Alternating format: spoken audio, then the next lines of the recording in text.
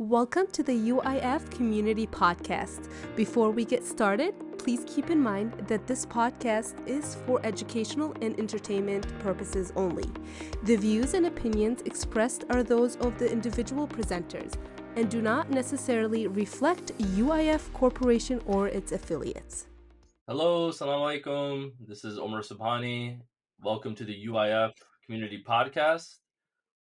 This is a podcast about learning, growing, and bringing our community together. We discuss different pieces of economic and financial news each episode and how it may affect you personally. We also discuss relevant topics about how to improve our lives, achieve greater success, and build a better financial and spiritual future for ourselves and families. UIF is always looking to benefit our community in any way we can. This podcast is one of the ways we hope to bring benefit, inshallah. Who's UIF, you may be wondering? Well, UIF is the leader in Islamic finance in the US. We currently offer Islamic home, commercial vehicle financing, as well as halal savings accounts. So please keep UIF in mind for your Islamic financing needs. You can find out more information about us at myuif.com. So before I forget, if you haven't already, please make sure to subscribe to our show and like the episode so we can continue to spread the benefit to more and more people. And without further ado, let's get into today's discussion. I'm with my wonderful, amazing, awesome co-hosts, Ajaz Hussein, Fada Zaitar. Fada just had a closing on vehicle financing. Congrats, Fada. I think you're doing, like 4 Lambos a week now, right? MashaAllah. Very nice. But we have a very cool show today. This is a show about how to improve yourself. We're covering a book called Atomic Habits, and it's going to be a wonderful discussion. But I just want to give a little bit of overview of today's episode before we dive in. It is June 26th. Today's on the recording, June 26th, 2024. Going to have a quick market update from Ijaz, give us some insight on what's been going on the last week or so in the economy and the financial world. And then we're going to dive into this wonderful book, Atomic Habits by James Clear. It's really a stunning book about how to get yourself to develop a system really to get into the habits that you want to get into, right? So it's more about building the right system and frame of mind so that you can build the life that you want. So we're going to get into that today, inshallah. It's really I think a wonderful book, and it's very, very popular, New York Times bestseller. So it's going to be a really good, riveting discussion, inshallah. So Ijaz, you want to get into the market update about what's been going on lately in the economy? Yes, Omar, I want to first start off by saying salams to our audience. And such a pleasure. This is our 4th episode, and we're hoping with each episode we get a little better. We deal with multiple issues sometimes, not just from a content and creativity standpoint, but also technology. So as we keep getting better and better, we're hoping we can bring you a better product. So we appreciate the audience's patience as we continue to evolve and deliver quality content over time. So with that said, Omar, just to touch upon the economic outlook, not a whole lot has changed from the last episode we did a couple of weeks ago, where our goal is to launch do about 2 episodes a month roughly. And the economic news doesn't change that much, in a short period of time. So one of the things I covered on a webinar I did last week for our clients, and if you're not registered on our myuif.com website, I would encourage you to register your email on there, because we inform you of product webinars or economic updates I do over for the quarter coming up. And I talked about, it's been a kind of a frustrating year for the mortgage industry. The word that has been brandied about has been disappointing, and mostly it's been disappointing because the industry came in with a lot of hope in the beginning of the year that this is going to be the year that's going to show a major improvement in trends when it comes to home buying patterns and inventory increasing in the market, the rates coming down because the Fed is going to probably lower rates. So almost all the experts I was reading and following were pretty much lined up on one side, which is this is going to be a great year. We're going to have multiple rate cuts the government's going to do to basically energize the housing markets. And a lot of people who were sitting on the sidelines, not selling the homes of the last few years because they were all sitting on low mortgage rates, if you will. Some of those people will start selling homes and more inventory is going to come into the market. None of that came true, unfortunately. So inventory issues still there.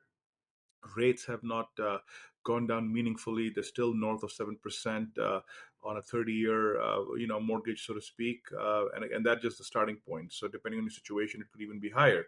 If your credit scores are not good, or your income is not there, or the down payment is low, etc. But bottom line, I think what we see now going forward is again, it's hope reigns eternal in our industry. So we're still positive that the rates going into second half of the year will trend lower. And as they trend lower, we're probably going to see more homes come into the market, thereby allowing first-time home buyers, an opportunity to come in and buy homes, because that's who's being affected mostly. It's the younger first-time home buyers who are pretty much priced out of the market. They don't have large down payments. They're struggling with down payments and other things. So all in all, we're still staying positive. We're hoping rates come down, inventory goes up, and we can start partying like it's 1999, so to speak. And one thing that is true is homeowners are sitting on record equity in their home. 17 trillion is what I heard the last count. And but it's hard to tap it because the rates are so high. Nobody wants to tap it unless you have higher paying credit cards and so forth. But bottom line, I think we're thinking it's still a good time to buy a home, because you can always buy a good home if you want to move in and raise a family. You can always refinance later if the rates go down. So it's always a good time to buy a primary home. May not be such a great time to buy investment property, but all in all, we feel very positive going into second half of the year, and more so in 2025. So that's sort of the quick roundup about the housing markets, Omar. And I'll turn it back to you because we want to jump into the book, I know. So Yeah, I think you're definitely definitely on point about that, Ijaz, in terms of where the market's been headed and everything else. Kind of segueing into our discussion about Atomic Habits, right? But this is a book, I think, very practical, very useful in terms of helping people develop the right mindset and right lifestyle and focus that can lead them to make significant change over time. And so we're going to get into the discussion now about Atomic Habits. I think all of us have read this book now, and Jaz, you recommended this book for our show for today, and that basically we're looking to uh, find a way to improve ourselves in a systemized approach. So I want to talk a little bit about the author, James Clear. I was mentioning to you guys in our pre-production meeting how I thought this was one of the best introductions to a book I've read probably ever. And it really hits home because he just starts off with, I got hit in the face with a baseball bat, right? So it's a very captivating way to get your attention when you're reading a book. But I mean, he suffered a extremely harrowing injury, playing baseball as a high schooler, where he was accidentally struck by his teammate with the baseball bat that left his teammate's hands as they swung through, on a pitch, and the baseball bat came and hit him right in the face. His nose, bone and everything went into his brain, and he passed out, and he had to be flown over to a hospital in Cincinnati. That was the next biggest hospital in town, and so he had to go through tons of treatment and surgery and everything. And as a parent, I was mentioning as well, to you guys that it hits home, right, when your kid is in that situation. And for his parents, especially, they had a daughter who had previously, 10 years prior to James being injured, was going through cancer treatment. So as a parent, again, I think a lot of our listeners might be parents as well. It hits home. It just hurts your heart just to read that the difficulty and pain and suffering that the parents had to go through. But luckily for James, he was able to recover from this injury, and that's where this whole book originates from. Is his desire to just get better 1% each day is how he describes it in the book. But he develops these habits through high school and college, and in the college period especially. He had a desire to become a pro baseball player. He doesn't achieve that, obviously, but he achieves probably something even better than that. That's benefited, probably thousands, if not millions, of people who've read his book now. But just a little bit of overview on his college time, I think is really important.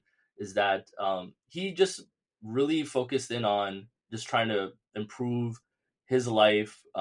Use his time wisely in ways that would benefit him long term, right? So basic stuff, right? Like he mentions, okay, he was 170 pounds, about 6'1", I think. So pretty skinny guy, like going into college, and he was able to get on the baseball team, but he wasn't going to be playing much, right? He knew that as a freshman. So he focused his time, okay, I'm going to go to the gym, 3 times a week, and I'm going to do weightlifting. And those gains that he made over his college period made a huge difference. I mean, he went from like 170 pounds to like over 200 pounds, and he was very lean, muscular, strong, but that all happened gradually, right? Like that's kind of I think the overview of this book is that these things don't happen overnight, right? Like you're working out and dieting and all that stuff, you're just not going to get gains like that overnight. It takes time, but if you have the right system in place that he had, right, and those habits are there and they're built into your life, then eventually those things are, those amazing fruits are going to be there for you down the road, right? But you have to set the right system in place in the beginning, and that's what he did. And he became like an ESPN, like kind of all American, like athlete, not all American, but I believe he got like an academic award from ESPN as well as a scholar athlete. So he had a very good college career, and he was made the captain of the team. So he accomplished a lot, right? Despite the fact that his junior and senior year in high school, he was dealing with this severe injury and recovery. But because he had the right habits, he mentioned, his college, friends were staying up late, playing video games, all that. He would go to bed early, get up early, making his bed. And, he had all these right habits through college that helped him to become successful. And then eventually he saw that, what he had done was very important, very beneficial. So he wanted to share it. And, he started a blog, jamesclear.com, and he ended up getting thousands and hundreds of thousands of subscribers that eventually led to the creation of this book, Atomic Habits, right? So this is a book, it's an easy read. It's only about like 250 pages. I highly recommend to our listeners to pick it up. It just took me a few days. It's very easy, and it's very simple to read in the sense that there's a lot of practical examples that he gives that we'll share today. I know Josh probably has like a ton of favorite quotes from this book. I can imagine, because there's quite a few of them throughout this book. But that's the overview I wanted to give of James Clear. Jaz, did you want to just kind of give your overall viewpoint of this book and why we chose this book? Yes, Omar. So, I make it no secret that I love reading books. It's a passion. It's a hobby. It's a habit that I cultivated over many many years. I'm always living to read and listen to podcasts and different things, just sort of to keep my mind fresh and energized and creative. And when I read books, I typically rate each book because after you read so many books, the ideas are just rehashed, said differently, and they're fine. But there are some books that actually I sit up and I say, you know what, this book really added something to my life. And then when I rate these books, I typically rate them as an A, B, or C. An A book to me really is, I loved it. The content was extremely beneficial. The writing style was easy. Overall, loved it. I'm going to recommend this book. And I recommend this book to our entire sales team at our company that this is a great book to read. And not every book I recommend, as you know, I'm very forthright and honest. That some books I read and I say, yeah, you're not going to benefit much out of it. It's fine, whatever. But A books are something that I highly recommend. B are books that in my mind are good. You get a few good ideas out of it, but still not worth recommending. I got something somebody else may not. And C, when I rate a book C in my notes, it's really not worth it. I skip chapters just to kind of speed it up because I'm not really enjoying it. Sometimes like I haven't finished some of the books. I didn't even finish them because I didn't really care for them much, and I rate them a C. This book clearly got an A from me. I loved a lot about this book, and but keep in mind the caveat is this, right? When we do this book review, um, you're not going to get the full effect out of it unless you don't read the book yourself. So my recommendation to all the listeners is very simply this: if you like what we cover, if you like some of the ideas and some of the talking points, either you buy the book or you get it on audio, on Audible, or one of the platforms and listen to it, because we can't do justice to the book and the lessons by just covering some of the highlights. Just like you can't enjoy a movie by watching just a preview of the movie or the trailer of the movie, right? You have to actually watch the movie to appreciate the movie. Similarly, we'll do the best we can to highlight why we think the book is good, why we chose it. But at the end of the day, you must do your own reading to really implement some of uh, the points they have made. So why I like the book, Umar, and Farah, basically is this, right? It was easy to read. You covered that already. It's packed with actionable ideas, and I know you and Farah are going to cover some of those ideas. And finally, if implemented, even one or two ideas that if you can implement, I think it'll impact your life and life's trajectory over the years. So I actually love the book. And if you allow me, Umar, I'll just dive into the summary. I'll do sort of the opening overview of the book, and then I'll hand it over to you. So if that works for Yeah, you, is that okay? absolutely. Or so to summarize, and when I read this book, I took notes in my phone, like I do for all the books. And so here I'm just sharing some of the notes I have in my phone here. So to summarize in a few sentences, here's the gist of the book. Good or bad habits we develop over time transform our lives. If you want to predict where you end up in life, follow the curve of your habits. And that's a very important point. So where you are going to be down the road, if you look at your habits today, what you're doing, and you draw sort of a curve, you can sort of do a trajectory map of where you're going to be. The daily choices we make will define our future self. And then the habits you create now will either compound for you or against you. So good habits will compound in your favor, bad habits will end up being destructive for you. So he goes on, and the book makes some points about how learning one new idea will not make you an expert or a genius on a topic. Similarly, eating one healthy meal or eating a small side salad once in a while will not make you healthy. However, committing to a lifetime of consistency, meaning you're constantly learning or eating healthy, exercising regularly, will transform and improve your life for the for forever or for a long time. By the same token, bad habits left unchecked will hurt you in the long run. And this is true. We see this all the time. People who have negative habits, you know, and similarly negative habits, poor attitude, stress, that'll compound as well. And if not addressed, they will lead to your destruction and depression over time. So, in essence, your life outcome is a measure of your good or bad habits. Again, your life outcome is a measure of your good or bad habits. So, for example, your net worth, if you want to retire, your net worth is a lagging measure of your financial habits. If you spend more, you save less, or you don't invest, you will pay the price later. I mean, it comes down to whether you're a greeter at Walmart saying, "Can I help you?" while you pass the trolley, or you comfortably relaxing someplace, is really a measure of how you shape your life. Whether you're saving enough, are you investing correctly, in discipline? That'll shape how you look in retirement. Similarly, your weight is a lasting measure of your eating habits. And I'm an expert on this topic because I'm exhibit one when it comes to implementing this poor habit, because I'm a big foodie. I love eating. And the only thing that keeps me going is because I have a good habit where I try to work out about 5 to 7 days a week, at least 5 to 6 days a week. 7 days sometimes doesn't happen. But to me, if you eat well, you exercise, you'll be in great shape. But that's a challenge for someone like me who loves eating, and I can't stop myself because I love eating so much, and so I'm having to balance it by doing other things. Similarly, your knowledge is a lagging measure of your learning habits. And this is the point I always make to our team: is if you don't read books, you're not listening to books or podcasts on different topics, uh, over time people will realize that you don't have much to contribute. Basically, you're very limited in your thinking. You're not creative.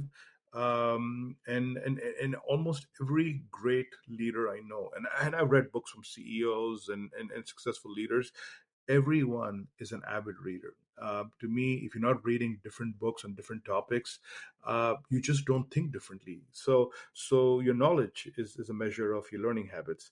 And with that, a quote comes to mind that I had written down many years ago.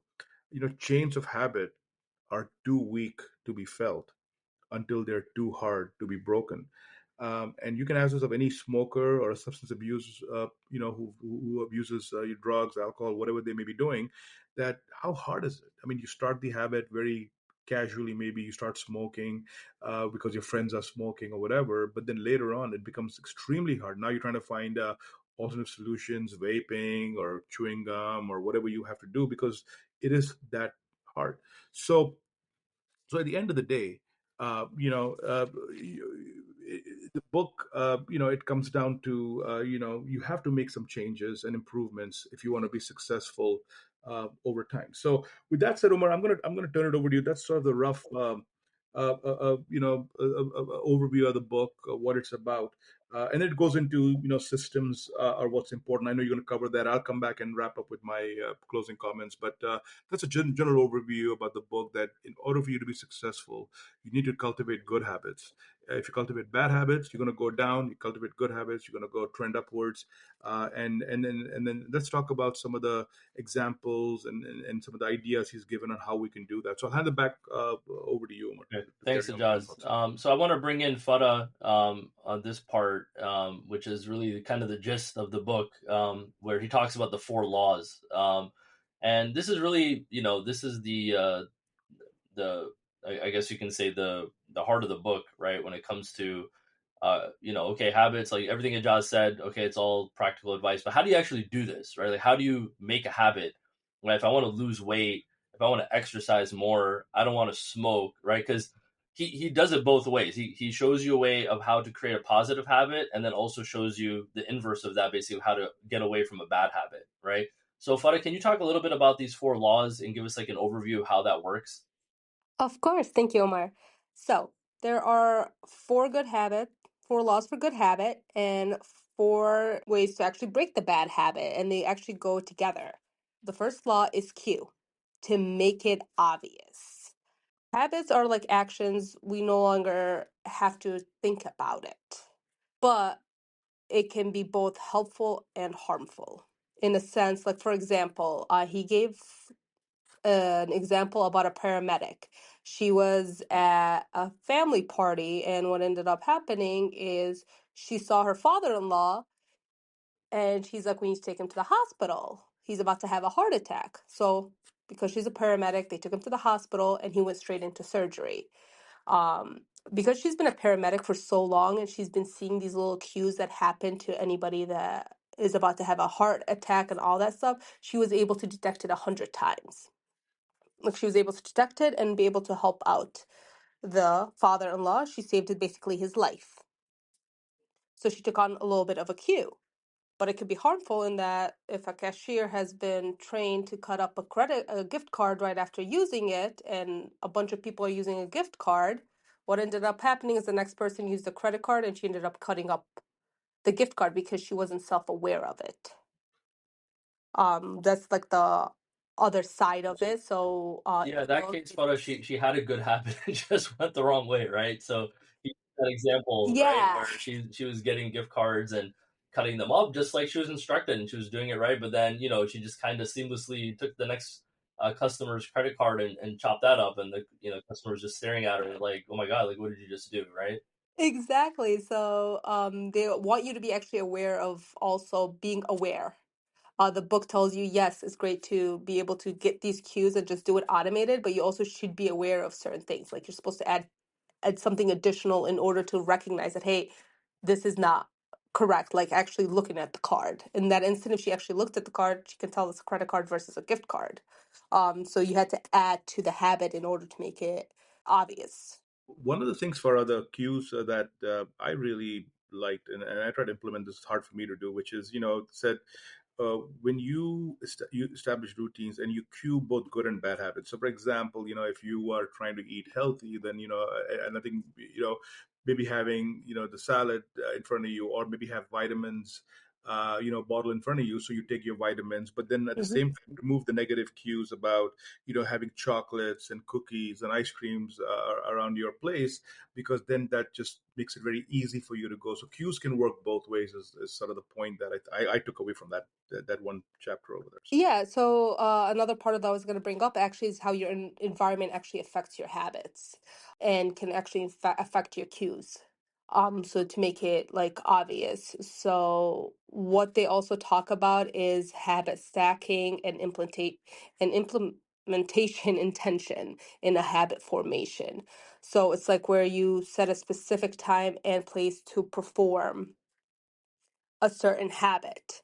Basically, if this happens, then this is what I will have a response to. So I'm going to work out. That's just a statement. But if you're going to say, I'm going to do a 30-minute workout on Friday at 7 in the evening, that is basically creating an intention in order to go ahead and do it. And you're most likely to go ahead and do it. One of the things with this habit stacking and I'm sure, Amar, you have an example as well. One of the things I was able to do, because I like reading, usually these days I read more through audio listening, if you will. I kind of tied my habit stacking with the coffee, because I love having coffee in the morning. Habit stacking coffee with my reading. So whenever I think about coffee in the morning, I'm thinking, okay, I built a habit on that I'm gonna that when I'm having coffee, I'm gonna walk. So in Chicago, weather is not the best in the winter, but even in the summer and spring and fall, I'm usually out and about in the mornings, get my coffee made. On top of that, I stack my listening. So when I think of coffee, I'm stacking my listening. So it's a good hour and a half of book listening. In the winter, sometimes I'm having coffee, but I'm reading and listening. So when you stack a habit on top of an already existing habit you like to do, it becomes easier. So that habit stacking, I think, really does work. All right, so that leads us to the second law. You might have, listeners who have a bad habit they want to break. So, let us know how that works. So it's very obvious. You got to make it invisible. Like you got to remove it or put it somewhere else. Like for example, your phone distracts you when you're working. Remove the phone from the working area. Like remove your cell phone from the working area if you don't need it. If in the bedroom, let's just say you like to watch TV and it's impacting your sleep, you would remove the whole entire TV or unplug the TV. So you make it invisible in a way where it's not going to affect your new habit. So basically, it's make it obvious to start a new habit, and to break a bad habit, make it invisible. So they're like polar opposites Yeah, of those what are you're good supposed to examples, do. but definitely, yeah, if you have, cell phone addiction, I think I sometimes suffer from that, with work emails and things. And I have a situation where it's like, I'm with my family and like you got work emails coming in and my wife is like looking at me, I get that stare, right? So it's like, yeah, I need to put this away somewhere real fast. So I'm not answering, at like 8:30 at night, like an email or something, and I got to focus in on my family. So those are bad habits. You think you just got to put it away, leave it in the bedroom while you're out with the family. So that's a good example. So mine is actually in social media. For some odd reason, at 9 o'clock at night when I'm supposed to be asleep, all of a sudden I'm on social media, which is horrible. So the newest, after I started reading this book, what I started doing is actually putting the phone on charge away from my bed. So I wouldn't even That's a have to good. get out of bed to go get it. And doing that has been helping me actually get better sleep, as well as not answering even work calls or anything like that. Like it's giving me enough time to relax, and it's improving my sleep a lot, which is helping me in the long run, of Yeah, course. that's a smart idea. Definitely, like, yeah, if you put the phone away from yourself, keep it somewhere. Especially also if you use like an alarm or something. I know some people struggle waking up early in the morning, like maybe for Fajr prayer or whatever, or they want to get up early for breakfast. They want to try to become more of a morning person. And that's a good idea. Keep the phone like on your dresser somewhere far away. The alarm goes off. It forces you to get out of the bed, right? You can't just snooze it and go back to sleep. So that could also work, I think, for some people. I mean, it's working for me, alhamdulillah. I've been getting up, and as soon as I get out of Awesome. bed, I start my day, which is amazing. Yeah, so You were second talking law, about the second yeah, law? can you Second tell our law is, listeners about the second law now? of course, it's make it attractive. You have to, in order to make a habit that's attractive, make it enticing in order for you to even wanting to start it. Because if it's enticing, if it's attractive to you, it's more likely that you will stick to it. When you want to develop a good habit, you must learn to make it enticing. So you must learn how cravings work. Dopamine is what spikes is present in all habits. It's basically desire and craving. What that means is, it's a simple equation. After doing a current habit, I will do a habit that I need. After doing the habit I need, I will do the habit that I want. For example, I finish my work, but afterwards I have to go run my errands. But after I do what the habit I need, I will go shopping because that's what I want in the long run. So the whole point is to make it attractive. Like you're creating basically a similar like to a reward system. One of the things in that, he brings up the knowing yourself rule in this, where he said, we each of us have to know ourselves, so you make it as less friction as possible to implement habits. And the quote I really liked what he uses here is, he says, boiling water softens a potato but hardens an egg. So when you look at it from that perspective, it's the same thing. It's a boiling water, but in one situation, the potato is getting softened, but the egg is getting hardened. So just like that, it's what for the point I think you're leaning towards is you have to make things attractive or unattractive to you based on much you know yourself and what you can do. So, what's the third one for the third point? Here? The third law is you have to make a change, but you have to must make it as easy as possible. And the best way to do that is practice. Practice is the best method to learning a new habit. There was an example about a film professor where he split the class into two groups, quantity and quality. So the first group, quantity, take as many pictures as you want, over and over and over and over again, like as many as you want, and your grade depends on how many pictures you take. The second one was quantity, where they were only allowed to submit one picture. So a lot of what the people did for the quantity is they just researched, did this, and like were looking at it, trying to figure out the best picture, and their grades was based on that one singular picture. The professor was surprised because he thought the quantity group was gonna produce the best photos, while the quality group, it was just off of a single one. So what this one is trying to tell you, the example is what practice, continuously making practice, eventually it does become easy to go ahead. The number of times you perform a habit matters more than the amount of time you spend doing it. So going to the gym every morning, whether you're there for 15 minutes or 30 minutes, just getting there is what matters. It's the initial one. It's the thought of, hey, as soon as I put on my workout stuff, I'm gonna go ahead and head to the gym. This brings me into the 2-minute rule. This is what actually allows you to make the habit easy. It's the act of doing the behavior in less than 2 minutes. It's that little decisive moment that starts that behavior. For example, they gave about a woman in Manhattan. She always gets a taxi to go to the gym. The gym isn't the habit. It's actually that decision to get the taxi. That is what the easy part is. Because she knows as soon as you get in the taxi, you're going to go ahead and head to the gym. Most people are like, oh, how can I lose weight for just 2 minutes? It's not the 2 minutes. It's the showing up part. It could be like the gym from here, from where I work to my home. The gym is on the way. So it's easy for me to stop by. I don't have to go out of my way. That is the decisive moment where you know that you are going to go ahead to stick into a habit. So they want you to implement it into your life.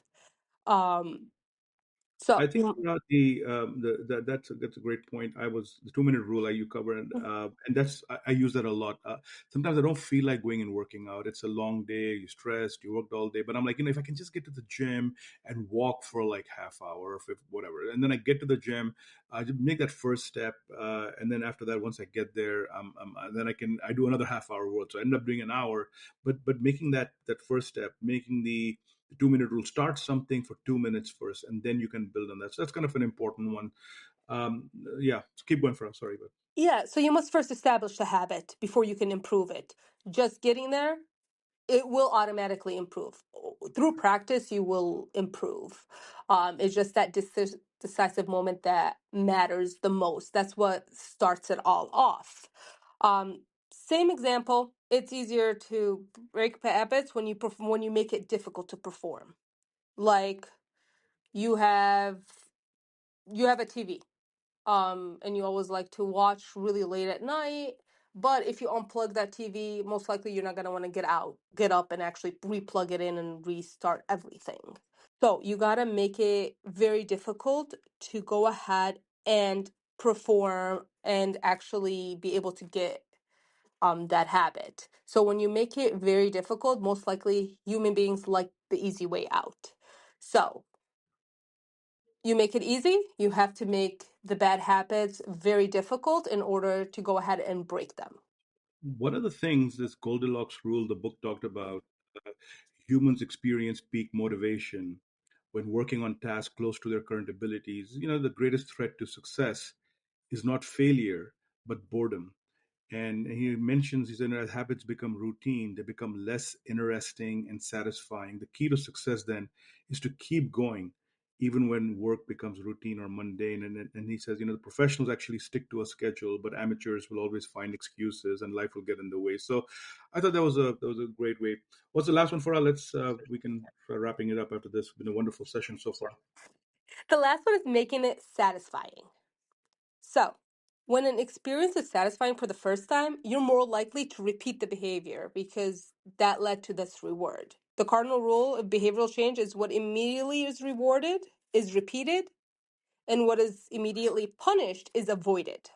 So the key to all this is reinforcement.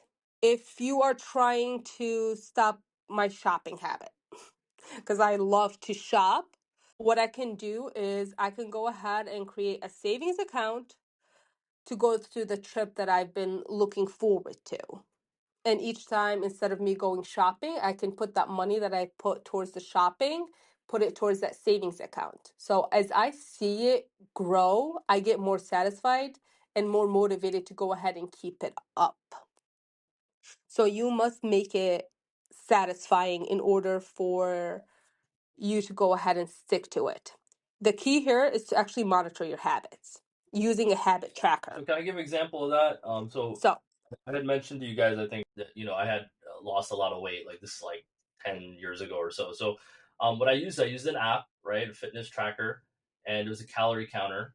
So I religiously, every day kept track of my meals. And what I did is, and now I'm realizing probably why it worked, is at the end of the day, I would give myself like a small dessert, that I could eat after my dinner. So like my breakfast and lunch were pretty small, probably like 500 to 600 calories total, and then my dinner and my dessert were kind of my reward for not eating so much like during the day.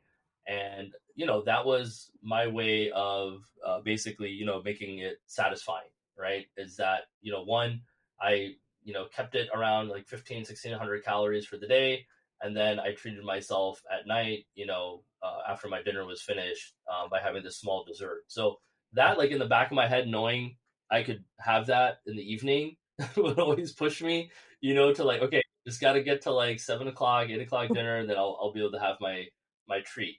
And that motivated me for, honestly, for like at least a couple of years. I lost over 30 pounds. Unfortunately, I've gained most of it back.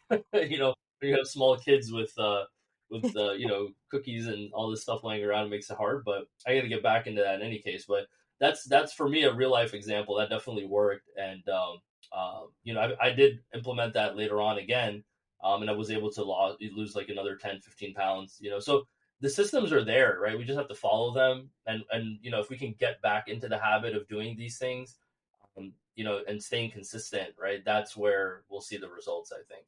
You know what? I think a lot of us work good with goals because, like, for example, for me, I try to make a goal of 10,000 steps a day. It's easy on the iPhone when I walk with it. It keeps track of and when I see that numbers, when I see the steps pile up, it really motivates me to keep maintaining that goal. If there's no goal, it's hard. But one of the points the book makes, which is very strong, is, goal is fine, but you got to focus on the system. Because if you're not focused on the system, then the goals will be coming, and you always will be coming up with new goals and stuff. But if you have the system down right, uh, in the long run, you'll be successful. And I know with our team, I always say, with new people joining our sales team or even existing people, I always say, people are very fixated on hitting certain goal numbers and targets. And the companies also do give people sales targets and so forth.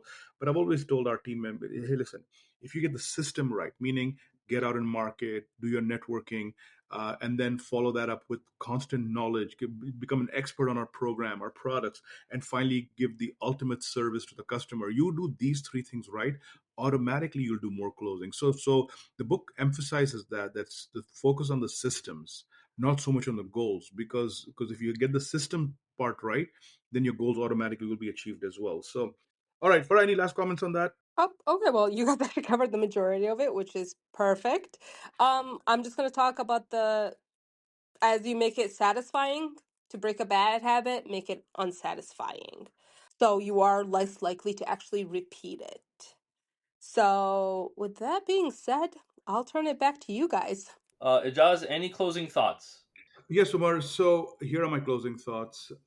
First and foremost, this book is a New York Times bestseller for a reason. And my request to the audience really is you must take the time to read or listen to this book to fully appreciate it. Because, I mean, I know we probably did an admirable job covering some of the basics of the book and reviewing the book, but you truly can't really appreciate the book unless you read this yourself, and maybe implement one or two habits that might be life altering for the better for you. So that's the first takeaway in my opinion. The second, the book itself, the title "Atomic Habits" itself is a play on words. I mean, I think an atom is considered to be the smallest particle on Earth, and basically, atomic habits is basically saying small changes can have a huge impact to your life. Small changes to your routines, your habits. So atomic changes. Small changes will impact your life. And according to the author, 1% improvement daily will lead to a 37% improvement in your lifetime.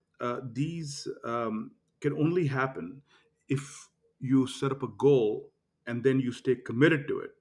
Uh, but more importantly, it's not just the goal, but it's the process you must focus on, because if your process is right, then you will not be derailed by distractions or other people trying to misguide you or throw you off. So getting that process right and committing to that process will eventually lead to your goals being met and creating and cultivating good habits over the long term. Bottom line, small changes don't add up, they compound over time. So continue making small changes and improvements, because at the end of the day, my takeaway was it's not about the destination, but getting better as you journey through life. So that's sort of the summary, Omar. I want to just end by saying thanks to all our listeners who so patiently have been listening to our podcasts and sharing and letting people know about what we're doing out here. And hopefully, the listeners will enjoy this podcast as well. More importantly, get something out of it. And that is the ultimate goal of our journey together on this platform, something we've talked about. We're trying to add value. Yes, we are an Islamic financing company. We offer programs and products and to benefit the community. But this particular platform we're using to hopefully benefit you in more ways than just industry topics. So that's it, Omar, from my side. And thank you, everyone, again for listening. And we'll hope to keep recording and engaging you in better topics in the future. Appreciate it, Jaz. I think that was a wonderful discussion, and like you said, inshallah, it's beneficial to all of our listeners who took the time to listen in on this episode, and keep following us on all of our social media tabs so that you can see what future episodes are going to be coming out. We have some good ideas for the next episode that we're working on, inshallah, in the next couple of weeks. So stay tuned for that. If you're looking for options for Islamic home financing, go to UIF, myuif.com. We have a wealth of information there for all of our Islamic home financing product, or all of our Islamic financing products, because we're not just an Islamic home financing company anymore. We're offering multiple products, halal savings accounts, vehicle financing in certain states, commercial real estate financing. So that's our company that makes all that possible, and this podcast possible, so that we can do more value added content for you. And I hope that all of you benefit from this episode, and stay tuned for future episodes coming up very soon. And that's it from us. Appreciate it. Thank you all, and look forward to talking to you guys soon in the near future. Thank you. Assalamu alaikum.